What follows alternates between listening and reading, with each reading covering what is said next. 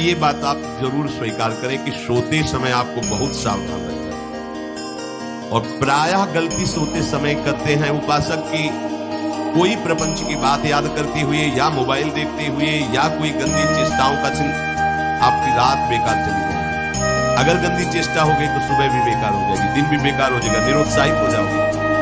सोते समय आपको समय नहीं देना व्यर्थ चिंतन का। उसी समय विषय चिंतन होता है, उसी समय विषय भोग की आकांक्षा जागृत होती, उसी समय विषय देखने की इच्छा होती। मोबाइल है तो जिस समय आप अपनी शैया पर जाएं स्विच ऑफ कर दें। उसमें मैसेज घंटी आने का कोई भी रास्ता मत रखें। मान लीजिए आप उपासक हैं भगवत प्राप्ति के, 30-35 वर्ष ये नहीं था तो सब मर नहीं गए थे, और बोले इमरजेंसी, जब इसकी 30-35 वर्ष से पहले इसकी कोई रचना नहीं थी मुझे लगता है, क्योंकि 30-35 वर्ष में ही इसका विस्तार देखा है। नहीं तो कभी किसी के पास मोबाइल नहीं, कोई बड़े अधिकारी तो इतना बड़ा हो, इतना बड़ा वाला ऐसे रखते थे तो नहीं तो है। मोबाइल तो मुझे लगता है 30-35 वर्ष, तो फिर इमरजेंसी कैसे चलती थी, कैसे चलती थी इमरजेंसी? और आप ब्रह्मा हो क्या कि इमरजेंसी संभाल लोगे? स्विच ऑफ करो तो सब इमरजेंसी संभालने के लिए तैयार, रात दिन न सोता है, वो हर समय जागृत रहता है, वो हमारा आराध्य देव है। स्विच ऑफ करो, चिंतन लगाओ। ये जो रात्रि के शयन के समय मोबाइल में इधर उधर दृश्य देखने हैं, अपने सर्वनाश का बीज बोना है। मान लो हमारी प्रार्थना मान लो, ये उस समय मन आपको परेशान करेगा जब कमरे की सिटकिनी अंदर से बंद होगी। सबसे प्रार्थना है रात्रि के शयन के समय।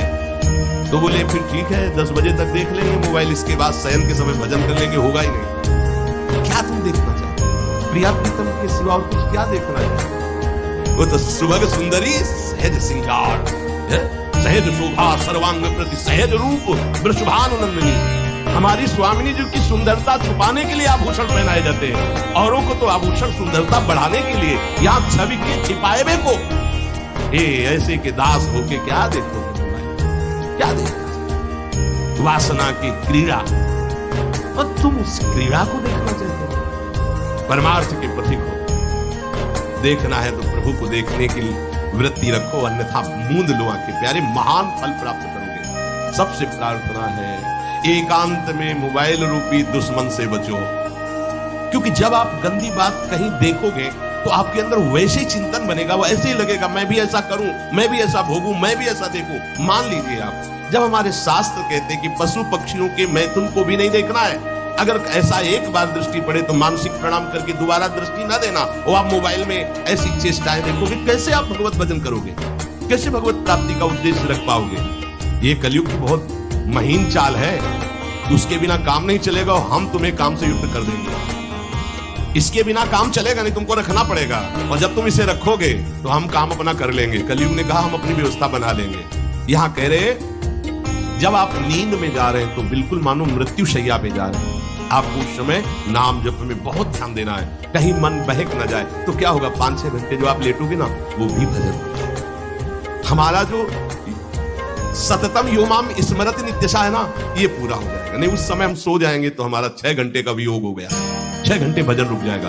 और ये 100% पक्की बात अनुभव की कहते हैं, यदि सोते हुए भजन करोगे तो जगते, कई बार तो पकड़ा है कि अगर आधे पद में बेशुद्ध हो गए तो वो पद पूरा जगते ही शुरू हो गया, मतलब बीच में स्थिति भागवती की रही। जैसे बेहोश करते समय हमने कहा था जब ऑपरेशन की हमें बता देना, तो उनका बाबा इंजेक्शन लगाने वाले हैं तो वो 1 मिनट में अपनी चित्तवृत्ति, तो जब होश आया तो वही पहले चिंतन चल रहा था, वही चिंतन।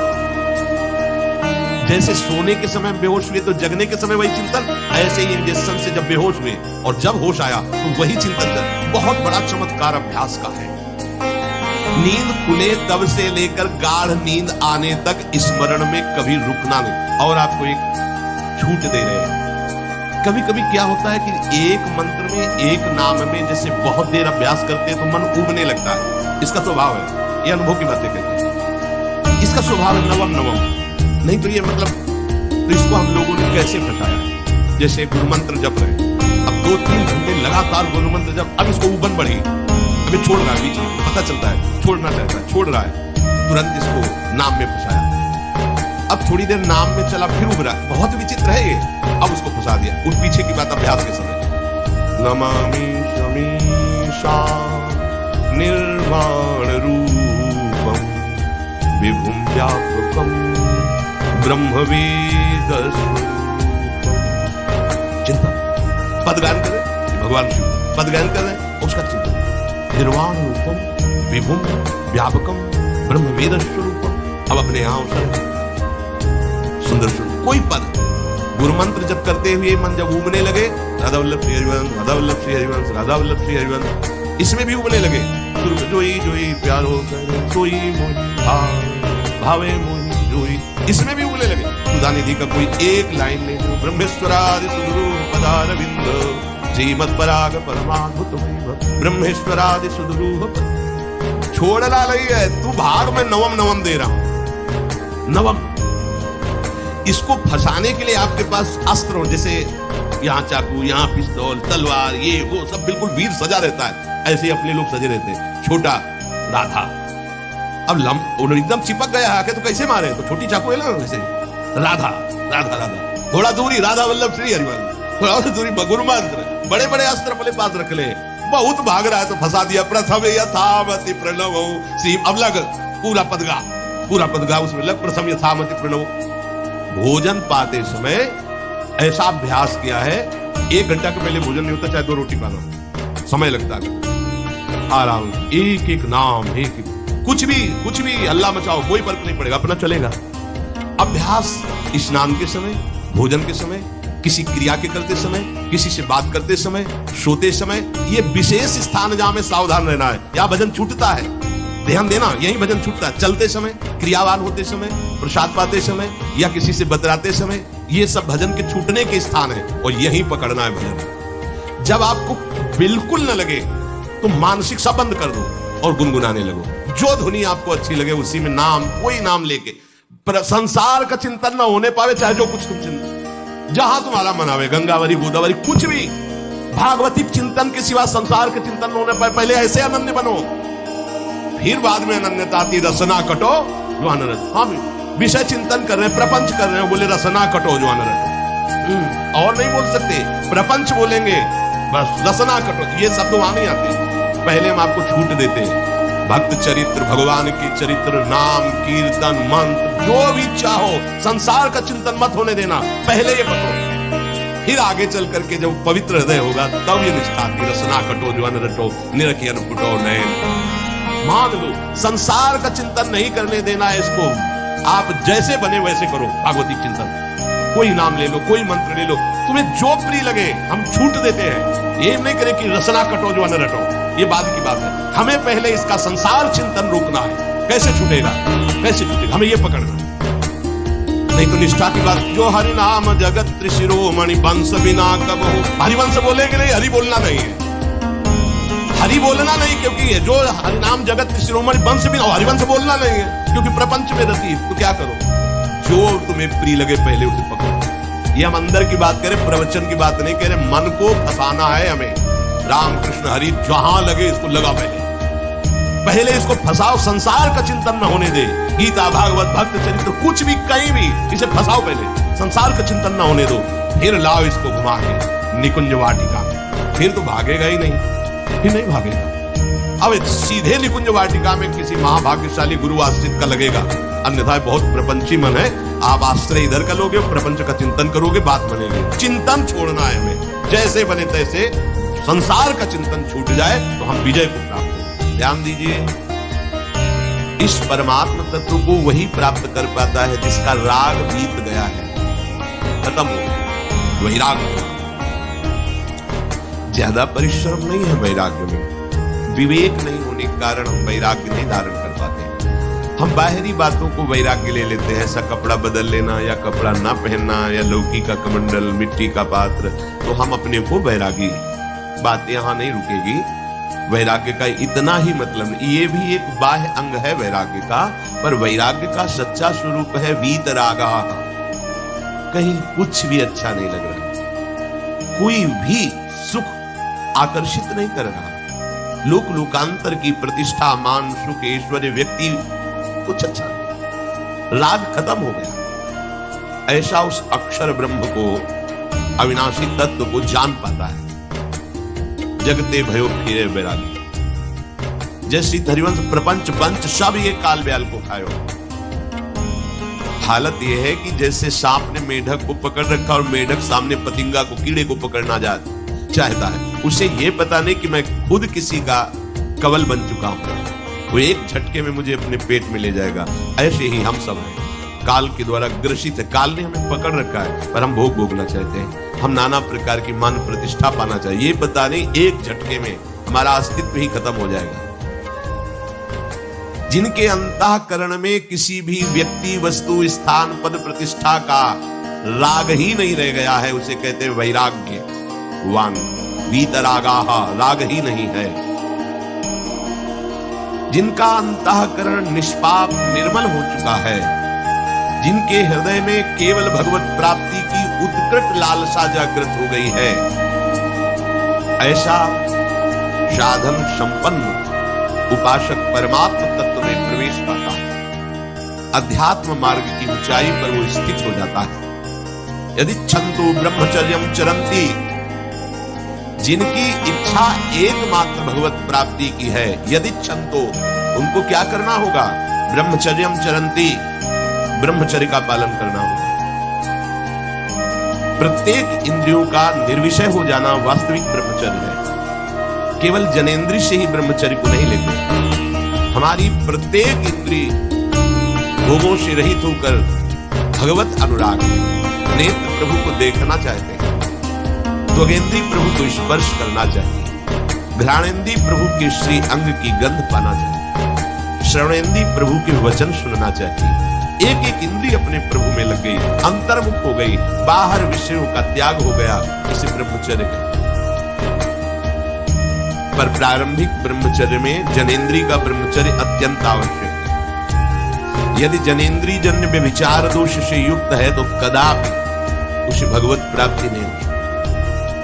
शुभगति व्यभिचारी शुभ गति चाहे, असंभव। और भगवत मार्ग में सबसे बड़ा दुश्मन यही व्यभिचार दोष है, काम। इसी से हमारा हृदय मलिन होता रहता है। अंधा बटे बड़ा चबाए वाली दशा रहती है। 50 वर्ष, अरे 50 जन्म हो जाए, तुम व्यभिचार करो, गंदी बातें करो, गंदे चिंतन करो तो समय व्यतीत करें। अनंत जन्म व्यतीत हो गए, भगवत प्राप्ति हुई क्या? 50 वर्ष से भगवत प्राप्ति हो जाएगी क्या? 5 मिनट काफी है भगवत प्राप्ति में। एक बार नाम काफी है। वो स्थिति तो लाओ। बार बार बहिर्मुख वृत्तियों के द्वारा विषयों में सुख बुद्धि कर लेने से हमारा सारा का सारा अध्यात्म चिंतन बदलता रहता है, इसलिए लाभ नहीं मिल पाता, एक रस चिंतन नहीं रह पाता। बार बार विक्षेपी विषय करते रहते हो, हम सहते रहते हैं और भोगते रहते हैं। एक बार तो हिम्मत करके उठो। अवलो नशानी अब ना नशई हो, एक बार तो दृढ़ बनो। बस मन के अनुकूल चलने की बात को तुम्हें रोकना होगा, तभी तुम्हारे अंदर यदि छंतो, ऐसी इच्छा जागृत होगी। पक्का पक्का ऐसा ही है। जब हम किसी विषय के वेग को सहते हैं, विषय नहीं भोगते हैं, तो मन बहुत जलाता है। उस जलन में फिर एक ही बात होती है, बस भगवत प्राप्ति हो जाए, झंझट खत्म हो जाए। कब तक हम इसमें चलेंगे? एक बार भगवत, वो जलन हमको भगवत प्राप्ति की इच्छा प्रकट करती है। अपने लोग क्या करते हैं? जलन को मिटाने की कोशिश करने लगते हैं। तो भगवत प्राप्ति की इच्छा क्या? भोग प्राप्ति की तृष्णा जागृत हो जाती है। भोगे हुए भोगों को बार बार भोगने की इच्छा का नाम तृष्णा है। बाहर और भीतर से कोई सहयोगी नहीं, जल रहा है उपासक, तब रास्ता निकलता है भगवत प्राप्ति का, तब इच्छा प्रकट होती है। अब नहीं, बहुत जल लिया, अब तो केवल प्रियाजू के समीप जाना है, अब तो प्रभु के सानिध्य में रहना है, नहीं इन भोगों की जलन में जलना है। यहां तक पहुंचने के लिए जलना होगा, तभी लिखा सहित सहित बाढ़े भगति तास्तितिक्षस्व भारत, क्योंकि आगमा पाइनो अनित्यास, ये नाशवान काम क्रोधादि तुम्हें प्रेरित करेंगे, तुम इनके वेगों को सह जाओ। ये स्थायी नहीं है, आगमा पाइनो है, आने जाने वाले हैं, और ये सहन करने से नष्ट होते हैं, भोगने से बढ़ते हैं। यदि छंतो, अगर भगवत प्राप्ति की इच्छा है, ब्रह्मचर्यम चरंती, ब्रह्मचर्य का पालन करना ही होगा, इसमें कोई गुंजाइश नहीं, क्योंकि आप चल ही नहीं सकते। ध्यान से सुन लो, ये मनोरंजन का मार्ग नहीं है। इसमें मन ही मार तन हारिक है वृंदावन में का, इसमें मन मारना होगा। प्रायः ये मन को दुलार करने वाले लोग कभी भाग्य से सत्संग में भी आ जाते हैं, कभी श्री विग्रह के दर्शन करने भी मंदिर पहुंच जाते हैं, कभी तीर्थ याटन भी करते हैं, पर इनका कोई लक्ष्य नहीं होता। आज सुन लिया सत्संग, बढ़िया है, लक्ष्य नहीं होता। यहां लक्ष्य वालों की बात हो रही। यदि क्षंतो, यदि तुम्हारी ऐसी इच्छा जागृत हो रही किसी जन्म में भगवत प्राप्ति करनी, तो ब्रह्मचर्यम चरंती। आप सच्ची मानिए, जिसके निकालने में तुमको सुख की अनुभूति हो रही, उसको रोकने में कितनी सुख की अनुभूति होगी। उन्मत्त हो जाओगे बहुत जल्दी।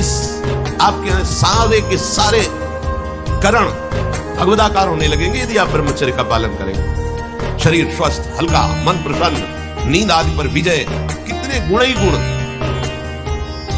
और ब्रह्मचर्यहीन आलस्य, प्रमाद, भोगों का चिंतन, मन का डिप्रेशन में पहुंचना, कमर में दर्द, टांगों में दर्द, सर में दर्द, घबराहट होना, बिना किसी कारण के मन भयभीत हो रहा है, भोजन अपच हो रहा है, बिना किसी प्रक्रिया के वीरनाश हो रहा है, बिना किसी प्रक्रिया के। काहे को मृत्यु स्वयं स्वीकार कर रहे हो, ये मृत्यु है।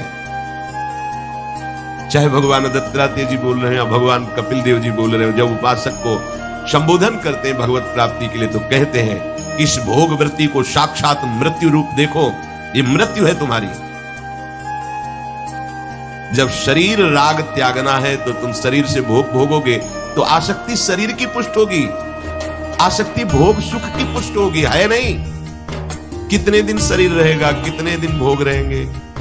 विचारवान बनो, ब्रह्मचर्यम चरंती, ब्रह्मचर्य का पालन करो। उपासक जो ब्रह्मचारी होता है उसका खिला हुआ चेहरा रहता है, जैसे कमल खिला हुआ, बिना किसी कारण के उसकी मुख मुद्रा में प्रसन्नता होती है। जो ब्रह्मचर्यहीन होता है बुझा हुआ चेहरा होता है, तेजहीन, बिना किसी कारण के वो शोकग्रस्त लगता है। बैठा है, आपको लग रहा है शांत है, लेकिन आप चेहरे को देखो, वो एक शोकग्रस्त है, कुमलाया हुआ चेहरा है, अशांत चेहरा।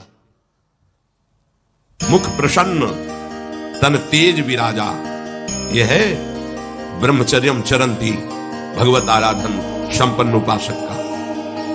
जैसे आग में पैर रखते हुए कोई चले तो कैसे चलेगा, ऐसे ही ब्रह्मचारी की पहचान है। इतनी स्फूर्ति उसके अंदर होती है, जैसे आग में चलने वाला पूरा पैर नहीं रख पाएगा, अगला कदम रख देगा क्योंकि ताप लग रहा है, ऐसे उसकी स्फूर्ति होती पैरों की। उसकी आंखें एकाग्र रहती, चंचलता इधर उधर या बार बार झपकना, यह भी सही पुरुष का लक्षण। बार बार पलक जाना, यह भी सही पुरुष का लक्षण। इधर उधर ताक झांक, चंचलता, ऐसा बैठे तिनका तोड़ रहा है, पैर हिला, ये सब विषयी पुरुष के लक्षण। ये तो बिल्कुल साधारण स्पष्ट दिखाई देता है आदमी विषयी है या ब्रह्मचारी, एक सेकंड में लक्षण होते हैं। आपको जब भगवत मार्ग का अवसर मिला है तो गृहस्थ हो, संतान हो गई, ब्रह्मचर्य से रहो। नहीं चाहिए संतान, भ्रूण हत्या, गर्भ हत्या जैसे महापाप करने की क्या जरूरत है। उसी वीर से संतान उत्पन्न होती है जिसको आप नष्ट कर रहे हो, जिसको आप ऐसे पानी में बहा रहे हो, व्यर्थ फेंक रहे हो, तो उसको भ्रूण हत्या का पाप लग रहा है, तो तुमको पुण्य लग रहा है, वीरपात कर रहे हो तुम्हें भी वही हत्या लग रही है, क्योंकि उसमें वही जीवात्मा है जो मां के गर्भ में जाके बालक रूप धारण कर लेती है, उसको तुम नष्ट कर रहे हो। और बुद्धि भ्रष्ट हो गई है, समझ में नहीं आता, व्यर्थ में वीरपात करते हो, व्यर्थ। तुम्हारा भजन बनेगा, तुम अध्यात्म के योगी बनोगे, मजाक है अध्यात्म का मार्ग। होश में हो जाओ, ये मन के दुलार को बंद करो। जब तक इच्छा ही नहीं भगवत प्राप्ति की, तो फिर तुम कैसे भगवत प्राप्ति कर पाओगे। भगवत प्राप्ति की इच्छा कैसे होगी जब तुम्हारी इस तरह से निंदनीय वृत्तियां हैं। इंद्रियों को दुलार कर रहे हो, मन को दुलार कर रहे हो, भगवत प्राप्ति चाहते हो, आचरण नीच और चाहते हो उच्च पदवी। सावधान हो जाओ।